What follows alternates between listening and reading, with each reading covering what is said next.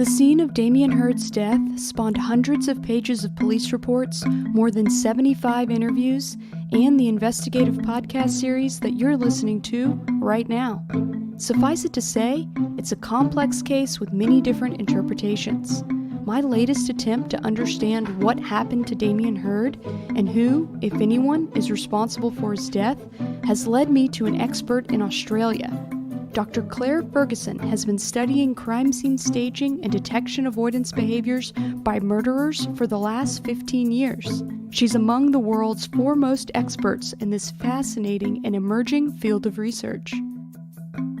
There's only me and maybe one or two others in the world that are doing this type of research. I learn so much every time I do additional research studies. And I know that it's incredibly helpful to police and coroners and attorneys and lots of different people.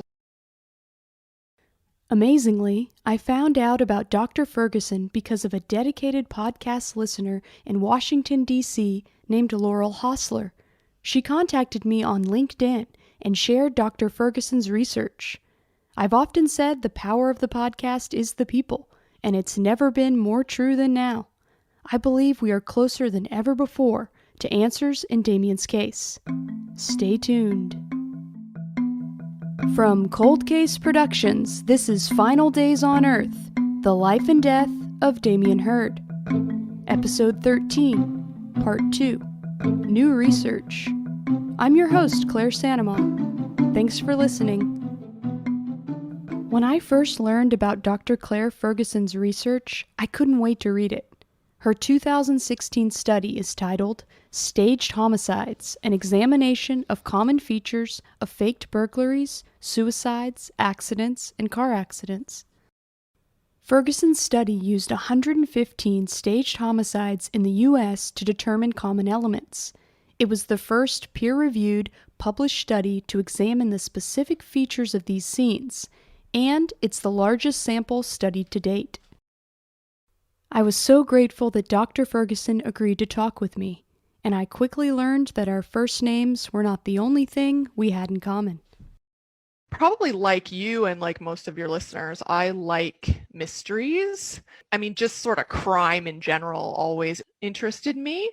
I think crime scene staging and also manner of death determinations, so like deciding between accident, suicide, homicide, or natural deaths, kind of intrigued me because you have someone that's ostensibly trying to pull the wool over the eyes of investigators. And I think that that type of personality is really interesting. I have an undergrad in psych, so that sort of decision making by offenders I found really interesting, but also the fact that these types of behaviors by offenders can lead to what I view as miscarriages of justice, those instances where there are missed homicides, for example. Dr. Ferguson holds numerous degrees, including a PhD and a Master's of Criminology. She is also a prolific author and researcher and serves as a consultant on complex death investigations for police and attorneys. With a 15-hour time difference between Dallas, Texas and Queensland, Australia, we talked on my Friday night and her Saturday morning.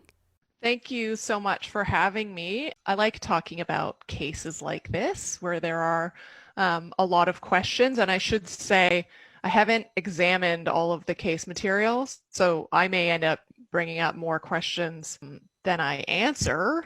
Hopefully not, but that's the way it goes sometimes. Along with thanking you for having me, I would just like to say that I pass along my sincere condolences to the family. I know it's incredibly difficult just losing a loved one under any circumstances, and this type of thing, of course, adds a lot of trouble to the grieving process. So I send my sincere condolences to them, and I hope I can help. That's absolutely true, and I know that they're so grateful that you're just willing to talk about it and to take a look at whatever you have time to look at. I know you have a lot of things on your plate, and so I really appreciate you taking a look at this, and even in this limited scope, it's so helpful just to have your eyes on it.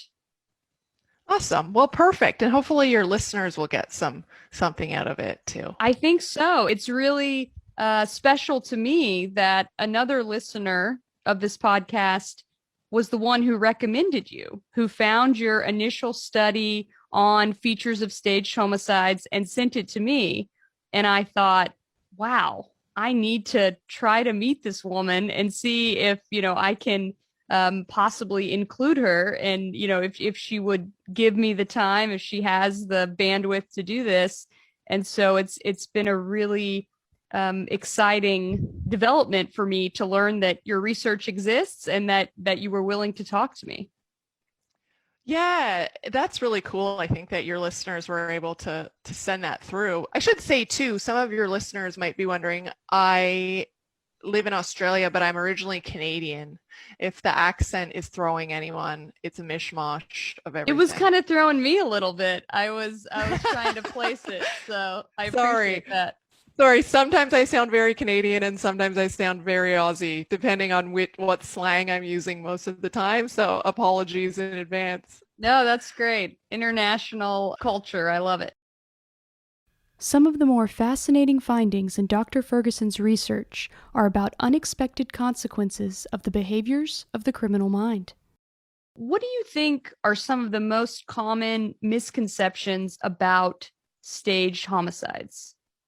One of the things that I'm often banging on about, especially when I'm presenting this research to police, is that generally the autopsy is not going to be particularly helpful in these types of cases.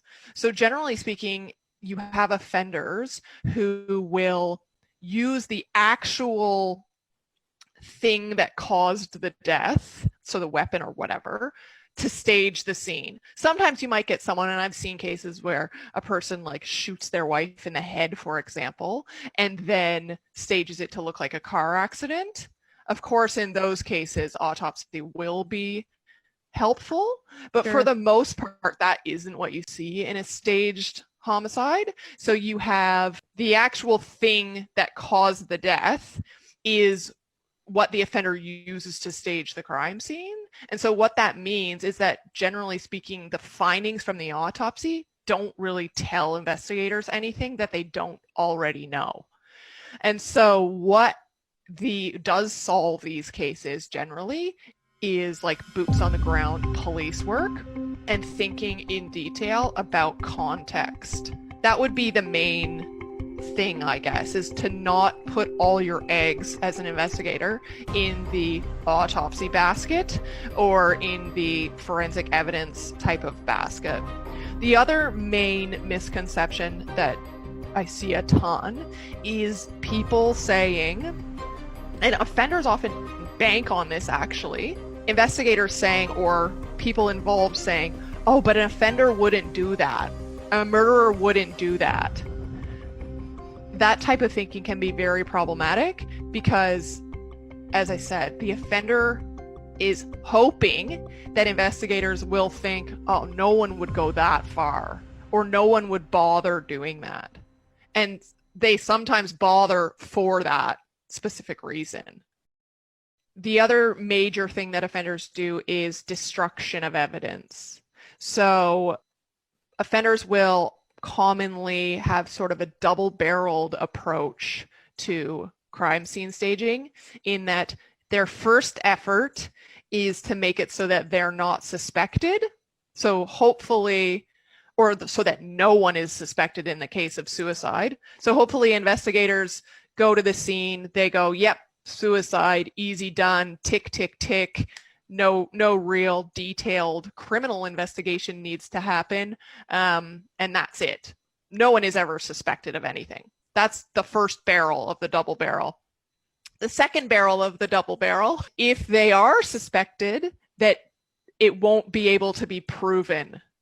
And that's where destruction of evidence comes into it. So they mightn't need to destroy evidence to actually have the scenario present in the way that they want it to, but that's a little bit of a safety net in case the staging doesn't work and investigators aren't fooled.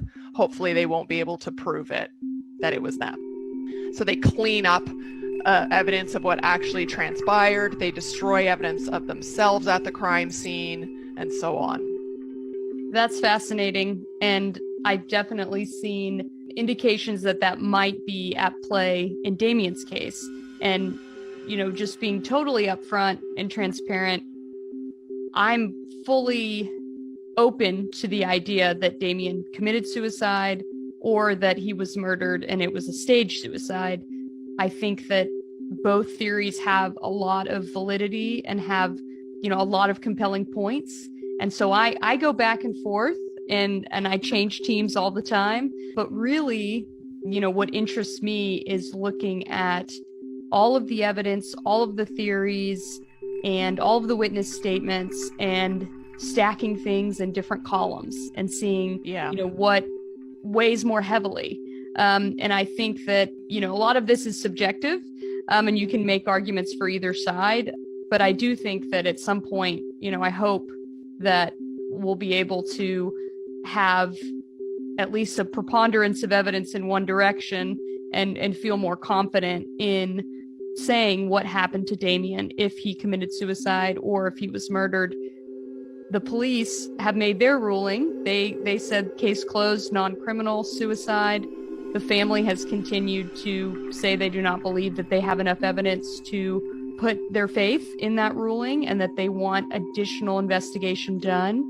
And my podcast has really been that additional investigation because all of the agencies and groups that they have gone to try to get the case reopened, to try to get another agency involved, it's never come to fruition.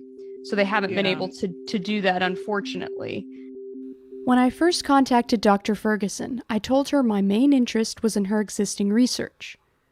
But of course, I was hoping she might be willing to look at Dammion's case.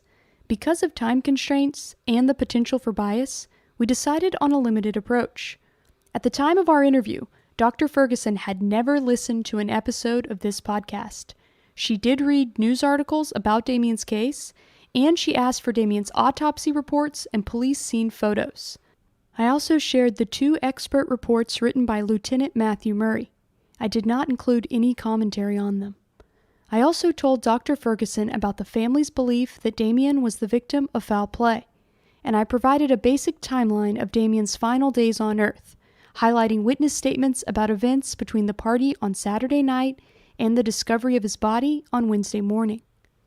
I know you haven't reviewed every single stitch of evidence in his case or the full case file, but what stands out to you, from your perspective, given your research?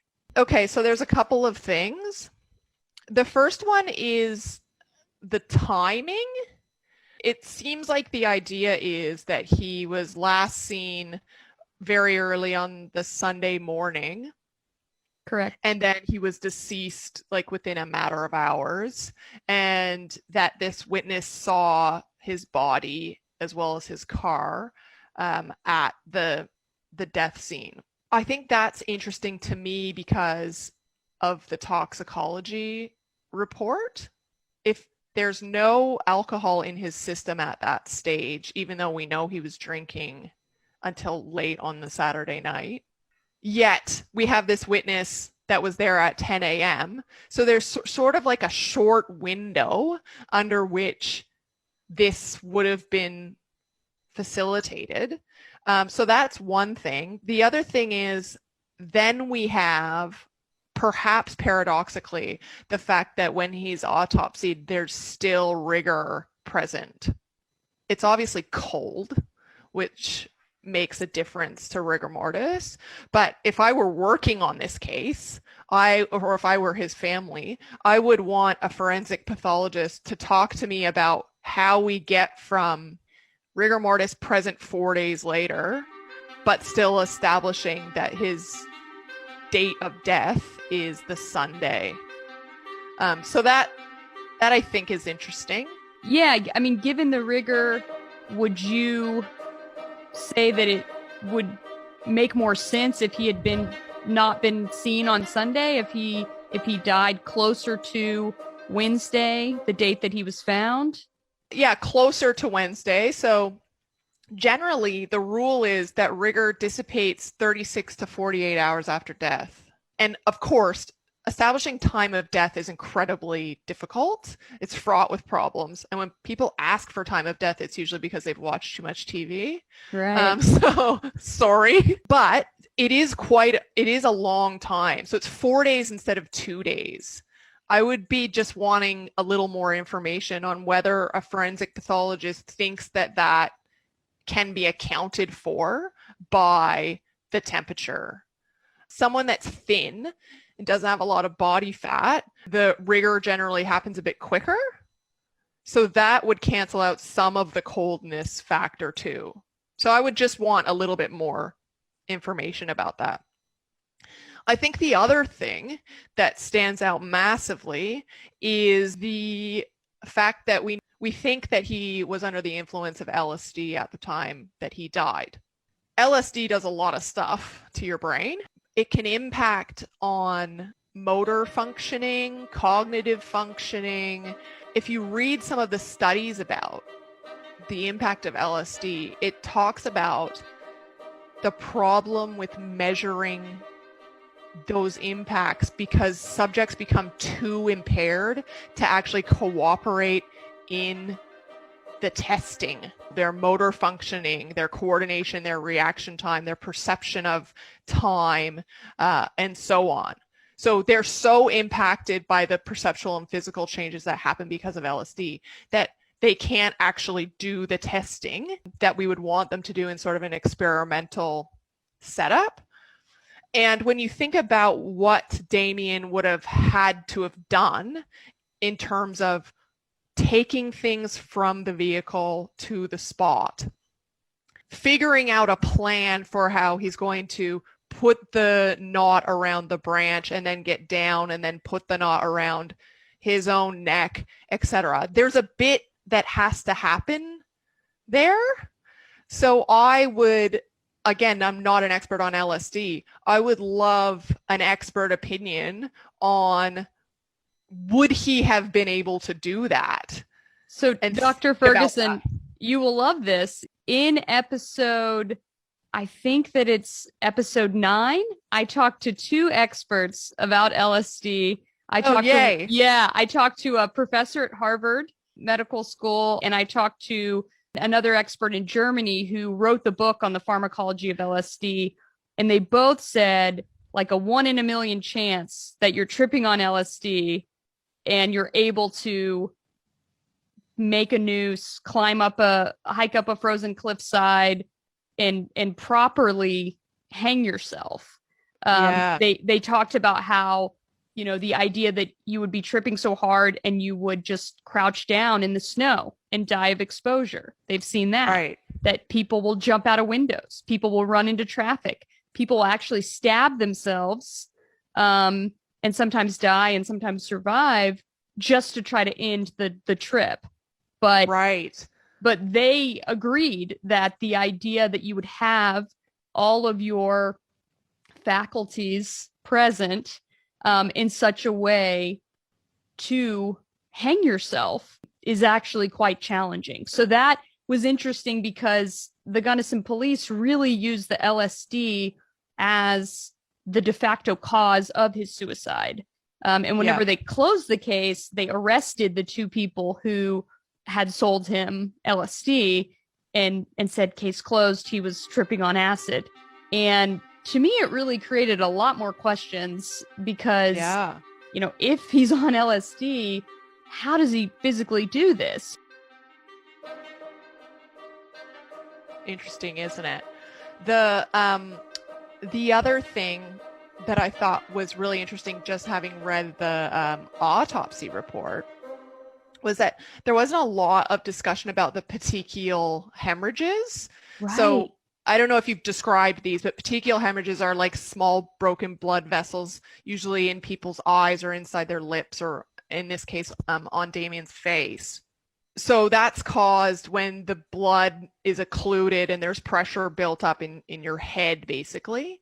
Now, for me, when I see petechial hemorrhages in an autopsy report, we know that They are most commonly associated, and this is from the medical reference material, most commonly associated actually with strangulation. They can be associated with hanging, but to a lesser degree, because in strangulation, when you have a live victim, the pressure is sort of waxing and waning generally if the person is struggling. Whereas with a hanging, you have occlusion of the arteries and the veins straight away, and it's consistent until they're dead. You can also have petechial hemorrhages in suffocation cases, but much more rarely. So I just thought that it was interesting that there was very little discussion of whether the petechial hemorrhages were in fact consistent with the hanging in this case, whether there was any assessment of the occlusion of the blood vessels, that the forensic pathologist might be willing to kind of shed light on that a little bit.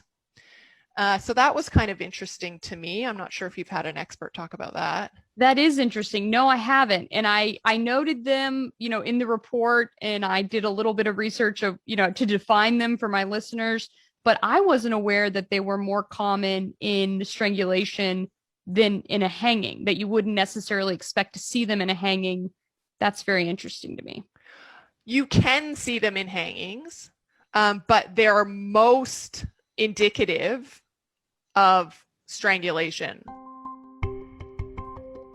In discussing alternate theories of Dammion's death, I wanted to talk to Dr. Ferguson about the oxygen deprivation mask. I told her that an oxygen deprivation mask had been referenced by multiple party goers as being out in the party sometime around 1 or 1:30 in the morning and being used by some of the wrestlers. And this oxygen deprivation mask, to me, certainly piqued my curiosity. And I'm curious what you think, just knowing that there was an item like this present at the party that Dammion, last attended. Yeah. The problem with oxygen deprivation masks can cause people to hyperventilate if they're not getting enough oxygen. When you mix that with LSD, there can be, I would think, some problems there. If the LSD causes you to breathe quickly and you're wearing the mask, whether you might faint or something like that.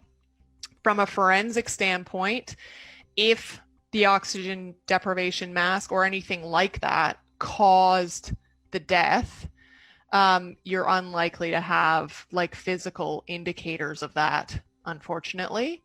So like I said before, petechial hemorrhages can happen in suffocation deaths, rarely, but there are cases documented. So the petechial hemorrhages don't prove that it wasn't suffocation in this case, but otherwise it would be very, very difficult to establish whether someone did die from wearing an oxygen deprivation mask along with effects of drugs and alcohol potentially. I already mentioned Dr. Ferguson's 2015 study on staged homicides, but she did an additional paper in 2016 called Getting Away with Murder, an examination of detected homicides staged as suicides. More of your research has specifically focused on staged suicides, which of course for this case, is very interesting to me. Can you walk me through some of the most common features of a staged suicide according to your research? Sure. So the standard sort of scenario that people stage is not the one that we have here if it's staged. So what most people do is, first of all, staged homicides are usually domestic violence related homicides. It's an intimate partner that kills their usually female spouse. In suicide specifically, very few things to try to stage the crime scene. That's juxtaposed to other type of staging where you might have many different behaviors being carried out by the offender. Staged suicides are generally very, very basic in that a weapon or a mechanism that would have caused the death is put near or on or beside the victim, and that's it. Now, we think that I mean, kind of intuitively, you're like, well, that's all the offender bothers to do to try to literally get away with murder. But one thing that we have to remember is that when an offender is doing more things at a death scene, they're actually often creating evidence against themselves as well, which sometimes makes it easier to solve. So the fact that an offender in a staged suicide will commonly not do much at all means that it can often be actually more difficult to discover the staging because they haven't created all of this evidence of themselves in the death scene. In terms of just sort of general features, like I said, weapon placement or placement of the mechanism that caused the death is a big one. Sometimes offenders will like ransack the scene. Usually that would, of course, be in an indoor scene. This detail piqued my interest because of the state of Dammion's car. The center console was open and completely empty of contents, and all the other items in his car appeared to have been rifled through. We've already talked at length about a partially opened screwdriver set on the floorboards of the passenger seat, next to Dammion's disassembled cell phone, and then of course there was the package, addressed to Dammion's friend Destiny LaHue in the military, that had been ripped open and the contents, a LeBron James t-shirt, had been removed. There were items thrown all over the car, and the word ransack definitely feels like a fair description. I didn't know about the LeBron shirt, and that strikes me as really important.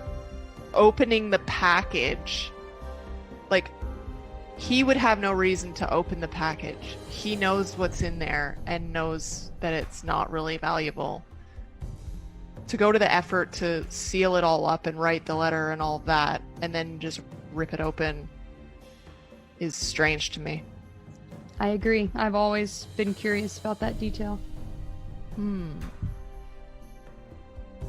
Dr. Ferguson continued to think about this scenario. And the day after our interview, she messaged me to say this: I was up last night thinking about Dammion and this whole car being ransacked business. I want to emphasize how important that is from a staging perspective. One thing that staging offenders, especially not very good ones, commonly do are things that don't fit with the facade they're trying to show. Dr. Ferguson went on to explain that offenders often try to stage multiple scenarios at once in hopes something will throw investigators off. She thought ransacking the car might be an example of this. Dr. Ferguson said, I don't think it's very consistent with suicide that the car was ostensibly searched, and I doubt a strong argument could be made that the two are unrelated, especially with the established timelines. As I was going over Dr. Ferguson's research, I was especially interested in her findings about the removal of valuables. Statistics showed that in 31% of staged suicide scenes, valuables were removed from the victim. Dr. Ferguson noted, and I quote, "This is significant as it would not be expected in a legitimate suicide." As close listeners of this podcast will remember, Dammion's signature diamond stud earrings were not on his body when police discovered it, and they have never been accounted for. The valuables are super interesting. What's present in the research that I've done, both the general research on what staged suicides look like and what staged other types of homicides look like, and in subsequent studies about particular types of staging, like staging a fall from a height, for example, you sometimes do have valuables missing when removal of the valuables is completely inconsistent with the facade that the offender is trying to create. So that has led me to wonder, Why would you do that? From an offender's standpoint, it makes no sense that you would take the effort to stage a crime scene to look like a suicide, and then you would do something so obvious to investigators that there's third-party involvement by removing valuables, right? Right. And I think that honestly, these offenders, for the most part, just can't help themselves. It's just too easy. Especially small things, cash, stuff that they don't think will be missed. And I'm not sure if this is talked about in the actual published study, but one of the things that I did notice in doing that research is that when valuables were missing in staged suicides, it was more often in those cases that weren't intimate partner homicides. And that's because an intimate partner homicide offender has no reason to steal the valuables because they're going to get them all anyway. More often you see valuables missing in those types of cases where it's like a roommate or somebody that's known to the victim but not an intimate partner. And the only thing I can chalk it up to is that it's just too easy from the offender standpoint to take those small things that might greatly benefit them. As I've noted in previous episodes, in addition to Dammion's diamond earrings being missing, there was not a single dollar left in his wallet, even though he'd taken $100 out of an ATM earlier that day. Another item at the scene that Dr. Ferguson found to be interesting was the orange sleeping bag. This is something that always jumps out at me because one thing that happens in many, many staged homicide cases is that bedding is used to transport bodies or to move bodies within crime scenes, because bodies are really, really hard to move. They're quite heavy. They're dead weight, not to be crass, but they are very problematic from an offender standpoint trying to move them. So if I were actually writing a report about this case, my first question would be, what's been done with the sleeping bag? Has it been assessed for, whether it was possibly used to drag someone over the snow? How dirty is it? What type of DNA testing was done on it? Are there marks on it that could indicate that it was used to pull or whatever? The other thing is, it doesn't necessarily, when bedding is used in staged homicides, it's not always necessarily used to like drag someone, but it's also sometimes used to conceal a person within it. So like if you have to transport someone in a car, you obviously don't want to have a dead guy in your back seat. So sometimes bedding might be used to cover up the person for transport in that way. So that was something that really stuck out to me. And I read something about the sleeping bag being used so that Dammion could slide down the rocks or whatever. And I just thought that would take a lot of forethought about how, you're going to get from a position high to a position low. And couldn't you just slide on your shoes? Right. Or your butt? I'm so glad you did not listen to my interview with Matthew Murray, because I brought up that exact same point. That's what I said I thought the sleeping bag was used for. Really? And so I'm so glad that I didn't contaminate you with my thoughts, that you had the same one, because that's what I said. I said, I've always thought that if I were going to move a dead body and I had more than one person, a sleeping bag would be a pretty good way to do it. It tracks with what I've seen happen in these bizarre homicides where they're trying to move a body to another location. And like you said, it's dead weight, and it's extremely difficult, even for very strong people, to move a body. You need something to gather it together. Yes. And it doesn't necessarily have to be more than one person either. Like, it can help facilitate if it's only one person too, because it's something to grab. Whereas otherwise you've got grabbing someone under their armpits or grabbing them by their ankles. It's a lot. It is. I'm glad you asked that, and I look forward to hearing what the answer was. Oh, his answer to me was, "Oh, come on, Claire. Killers don't think that way. They don't do that." He gave me absolutely no credit for that. Well, I can send a study if you want about some cases of crime scene staging where bedding being used to move bodies was a key finding. That's very interesting. I had never heard it phrased quite that way, but I'm very interested in that, and the idea of bedding being a possible indicator of staging is very curious to me, because no one has ever really had a satisfactory answer for why is the sleeping bag at the scene. If you want to check out that study, I'll post a link to my website, finaldaysonearth.com/blog.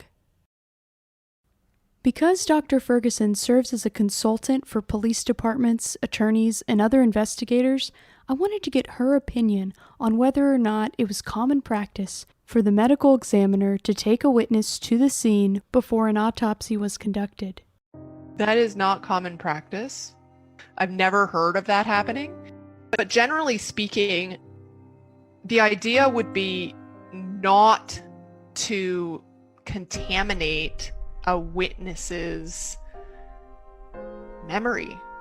I mean, I can't think of a scenario where you would want to have a key decision maker actually attending a crime scene in like a friendly type of way with a witness, and what that would do to their ability to then make decisions. I don't know if in this case the decision was already made potentially, but still I think there's a bit of an issue there, because what if some new evidence is uncovered or whatever and you're asked to look at your decision again?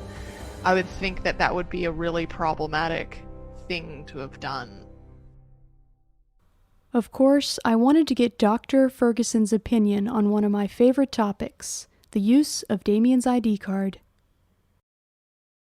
And something we haven't talked about is while Dammion is hanging from this tree, somehow his ID card is used on campus 3 times. It's used in a class, it's used in the cafeteria, and it's used in another class.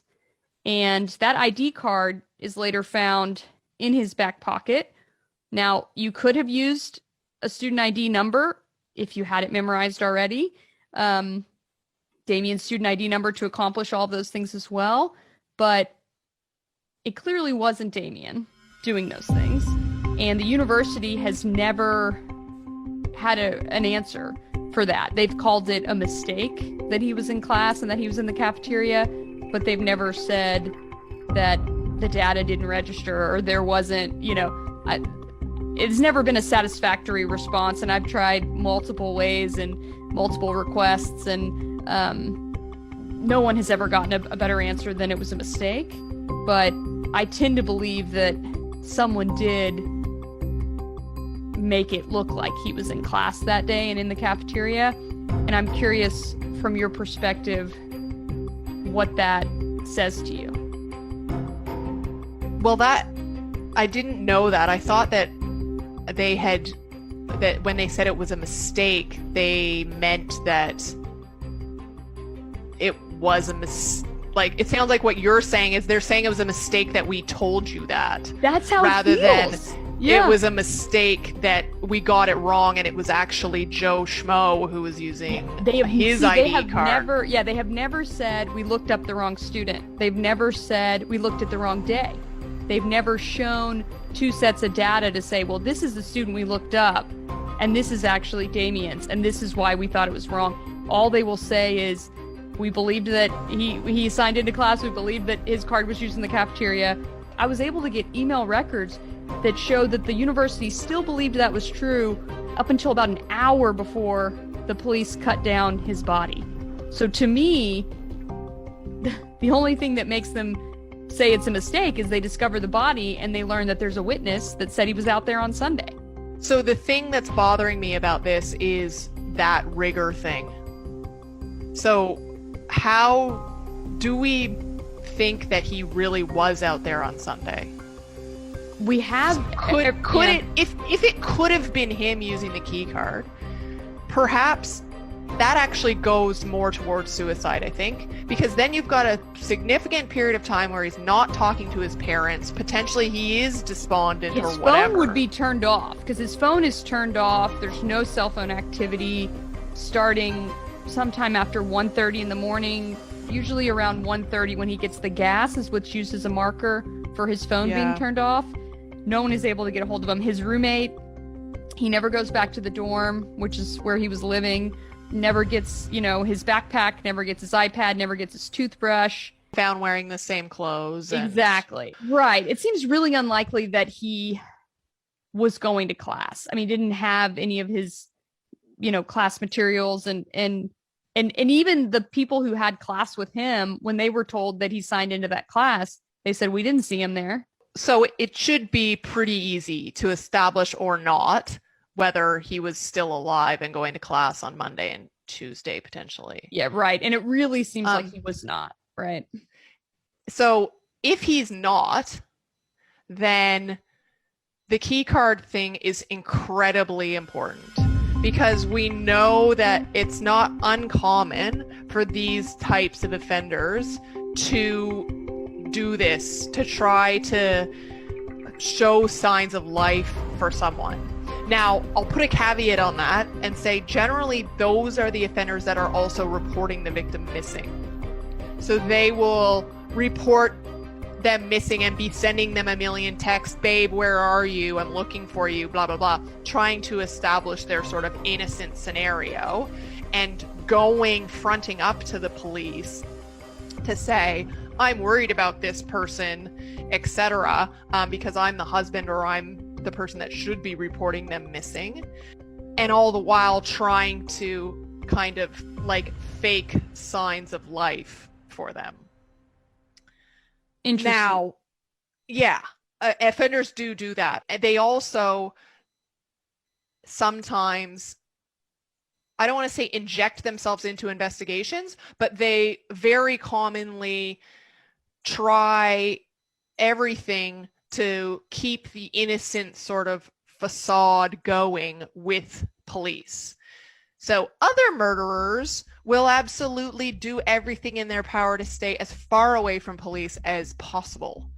Whereas someone who has staged a crime scene is usually sometimes even overly cooperative. And you have not only police, but other persons of authority who sometimes report that, like ambulance officers and things at death scenes where the offender is there. So this idea that someone's using the key card, if you can't establish that it's his buddy who doesn't have any money on his meal plan, and so sometimes uses Dammion's, then going to class would be very weird, though. Like, what could be the other motivation for making it look like someone went to class? The theories that have been thrown out in this case are that because he was a college athlete, that another athlete might have done it on the team, another wrestler, to keep him from getting in trouble for skipping class. Wrestler on the team that's so disappointed in him for fighting on the weekend that That's a good point. Those two behaviors would seem to be in conflict with each other. It's certainly something that I think could be fairly easily followed up on, or could have been at the time.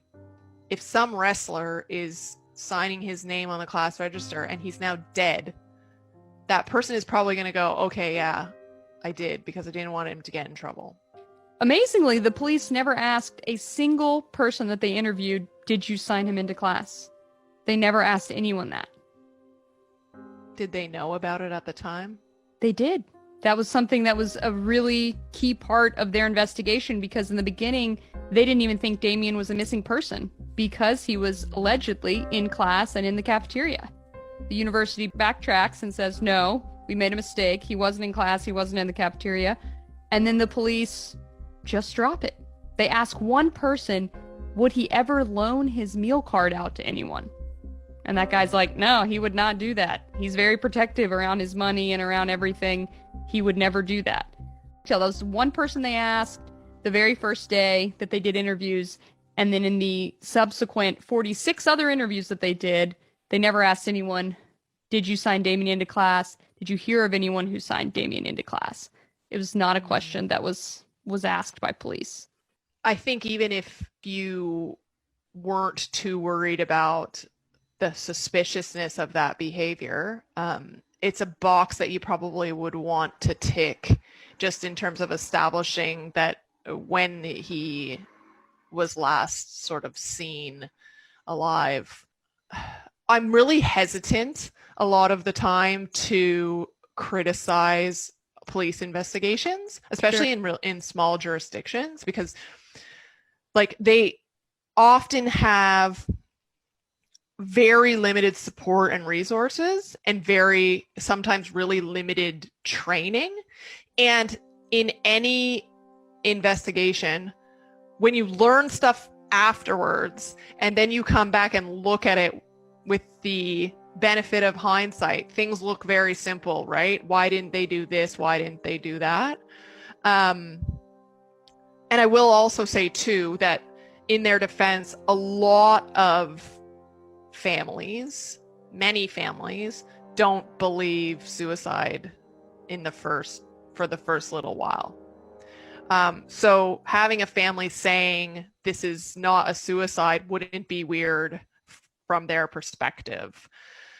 However, all of that being said, there are a few things that I think are worrisome, and some of them are not that hard to still investigate, or could have been investigated fairly easily without the necessity of a lot of resources at the time, potentially.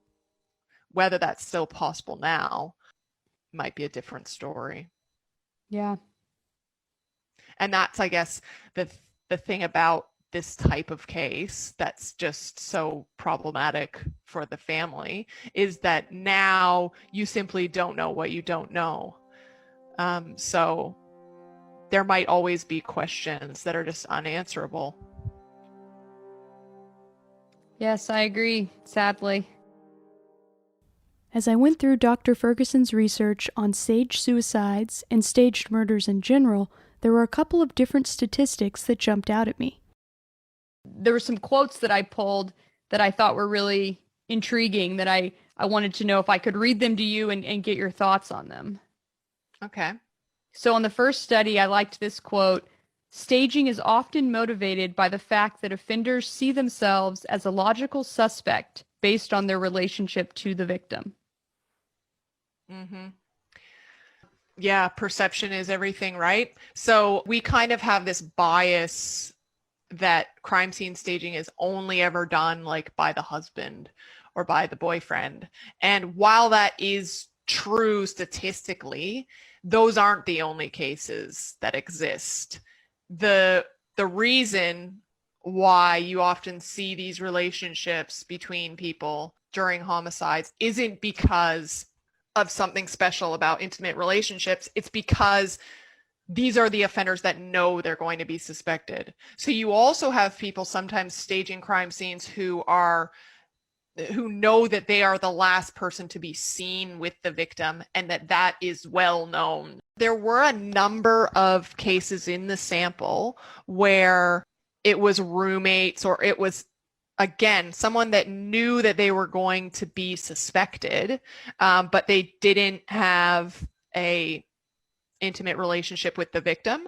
And those were the cases where we had the weird removal of valuables, or an inability to explain what happened to valuables. Very interesting. They were strange cases, a lot of them. Like, yeah, roommates, some cases with roommates really stick in my mind in terms of being just odd, and like not necessarily clear sometimes whether they ended up being like profit motivated or if they were about the conflict that was happening between the victim and offender. Interesting. I liked this quote as well.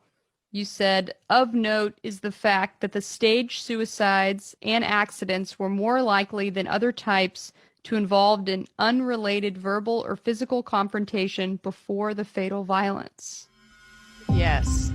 So what I meant by that is that victims and offenders are involved in some sort of conflict.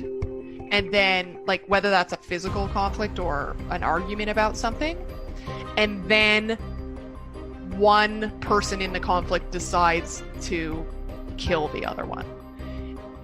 So it's a spontaneous homicide, but the conflict is not related to me, like, jumping out and trying to kill you. It's about something else beforehand, and then the homicide is sort of secondary to that conflict, which is kind of interesting in this case. Yeah. Absolutely. I know we've talked about so much. Is there anything that we haven't covered that you want to make sure we talk about?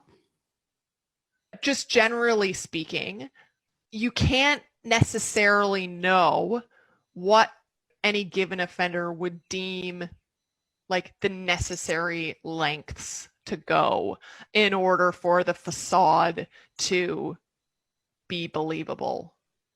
Some offenders have go to a ton of effort because they really want to be believed and they kind of like it. They like the idea of pulling the wool over the eyes of investigators.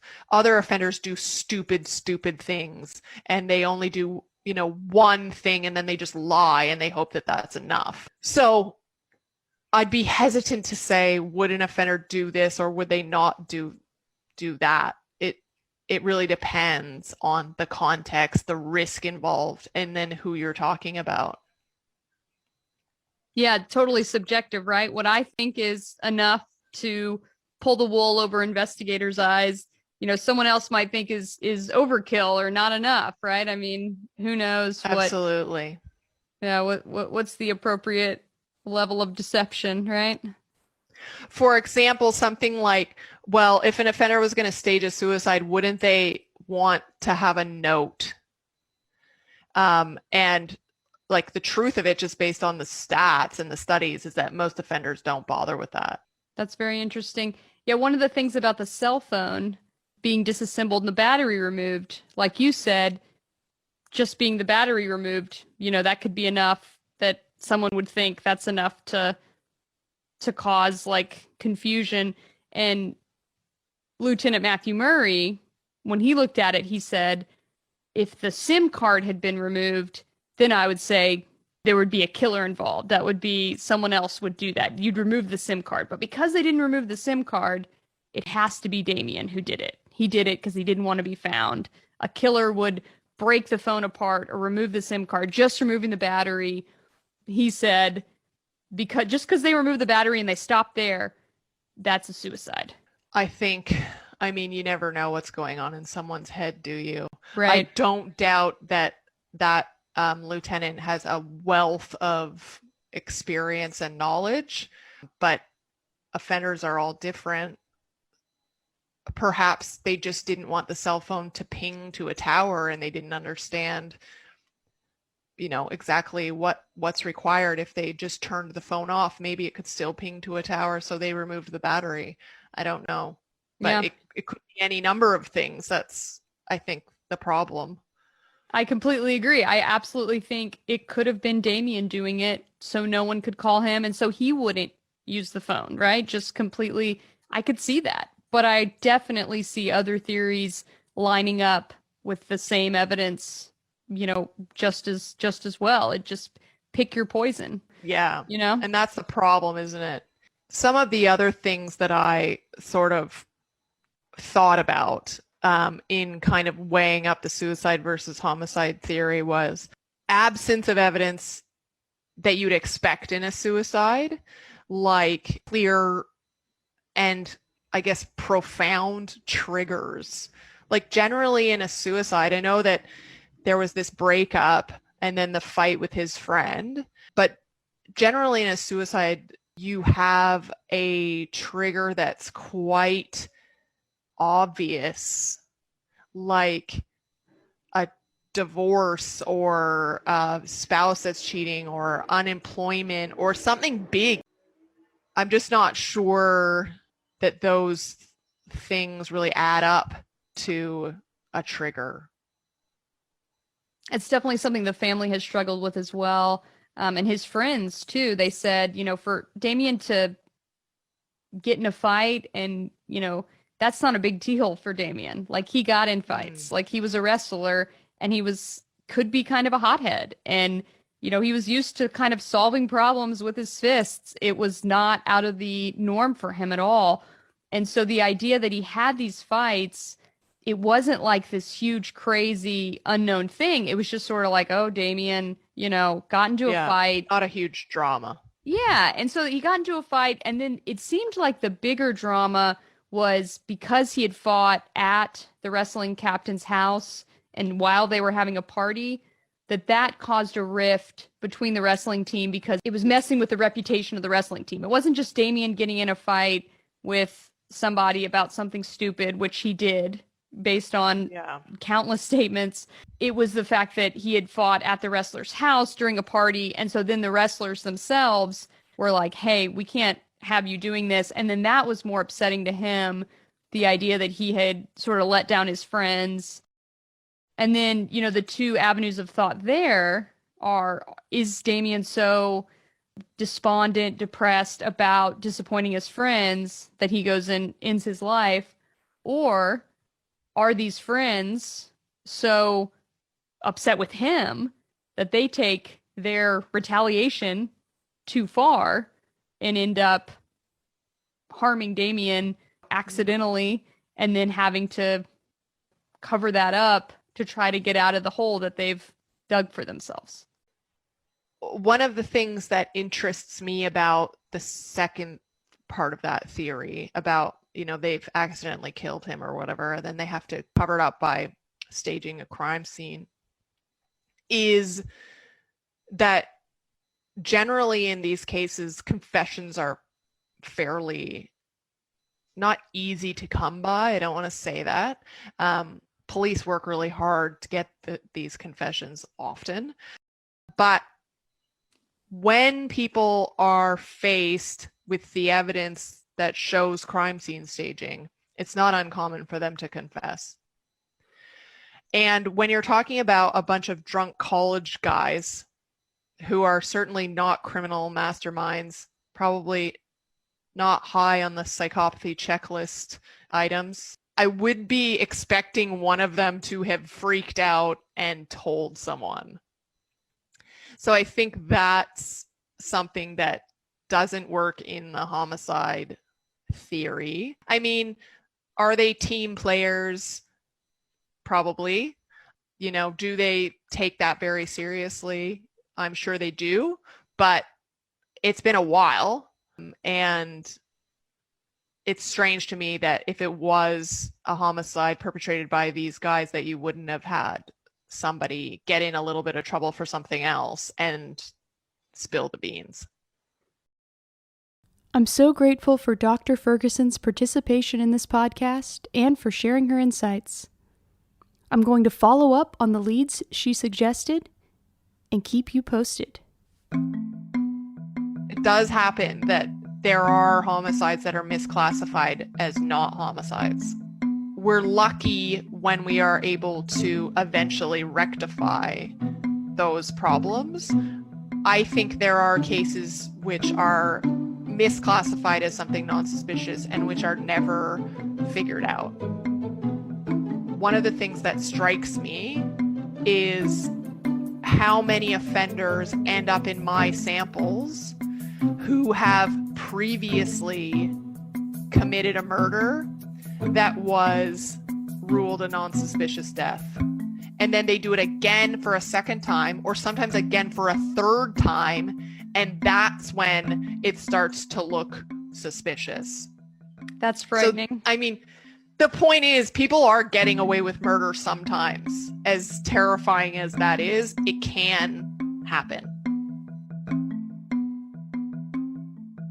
Final Days on Earth is recorded in Dallas, Texas for Cold Case Productions in partnership with Podcast One and Live by Live. Each episode is written, reported, and produced by me, Claire Sandomal. Original theme music composed and performed by Riley Simmons. Songs licensed from PremiumBeat.com are Bending Truth and A Thin Line. Editorial consultant is Lucy Scott of LucyMedia.com. Additional production help from Amber Robinson, Janice Sue, and Elise Weber. Executive producers are Sharon Richards and me, Claire Sandomal. Thanks again for listening. I'll be back when I have more information to report. Progressive presents Forced Metaphors about bundling your home and auto. In sports, 3 goals is a hat trick. And when you bundle your home and auto with Progressive, you get a hat trick of great savings and round-the-clock protection. So you might be thinking, wait, that's 2 things. A hat trick is 3. But in this metaphor, great savings counts as 2 goals, and so does round-the-clock protection. So it's like 4 goals, and that's more than 3.